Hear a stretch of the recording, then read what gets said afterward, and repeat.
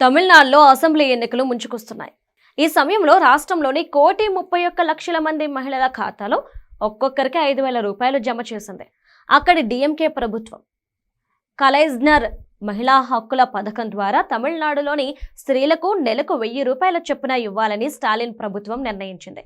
ఎన్నికల నోటిఫికేషన్ వస్తే కొత్త స్కీమ్ అమలును ఏసీ ఆపేసే అవకాశం ఉంది. అందుకే ఫిబ్రవరి, మార్చ్, ఏప్రిల్ నెలలకు 3,000, వేసవి బోనస్ కింద 2,000, మొత్తం 5,000ను ఒకేసారి మహిళల బ్యాంకు ఖాతాలో డిపాజిట్ చేశారు.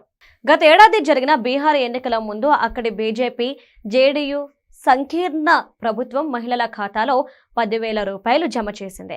డబ్బులు పడిన కొన్ని రోజులకే ఎన్నికల నోటిఫికేషన్ వచ్చింది. సంక్షేమ పథకం పేరుతో ప్రభుత్వ సొమ్ముతో ఓట్లు కొన్నారని ప్రతిపక్షాలు ఆరోపించాయి.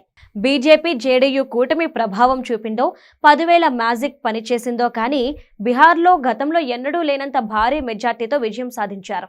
అంతకుముందు మహారాష్ట్రలోనూ ఇలాంటి స్కీమ్నే అమలు చేశారు.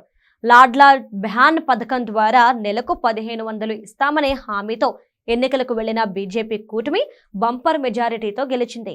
నార్త్ నుంచి సౌత్ వరకు ఇప్పుడు కంపల్సరీగా మారిపోయిన ఈ స్కీమ్ ని మొదట అమలు చేసింది ఏపీ సీఎం చంద్రబాబు నాయుడు అని మీకు తెలుసా?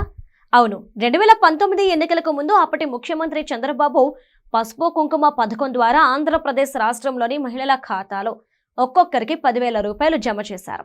ఆ ఎలక్షన్స్ లో టీడీపీ గెలవలేదు, కానీ ఒకేసారి మహిళలకు 10,000 రూపాయలు ఇచ్చిన మొదటి సీఎంగా చంద్రబాబు చరిత్రలో నిలిచిపోయారు. ఇప్పుడు దేశంలో ఏ రాష్ట్రంలో ఎన్నికలు జరిగినా మహిళలకు నెలవారీ భృతి హామీ తప్పనిసరిగా మారిపోయింది. మొదట పట్టించుకోరు, తర్వాత విమర్శిస్తారు, ఆ తర్వాత అనుసరిస్తారు అనేది గాంధీ సూక్తి. చంద్రబాబు ఆలోచనలకు ఈ సూక్తి సరిగ్గా సరిపోతుంది. చంద్రబాబు ఏం చేసినా విమర్శించేవారే ఆ విజన్ సాకారమైన తర్వాత అభినందించాల్సిన పరిస్థితి వస్తుంది.